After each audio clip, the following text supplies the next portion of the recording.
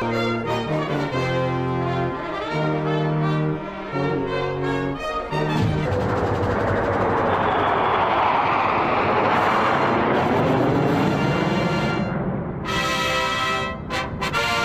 you reached an agreement on a U.S.-Saudi defense treaty today?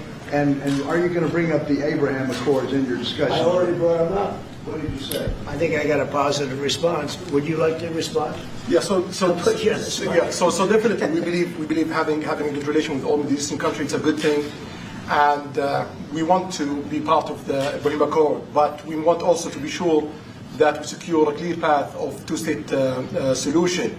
And today we have a healthy discussion with Mr. President that we're going to work on that to be sure that we can prepare the right situation as soon as possible to have that.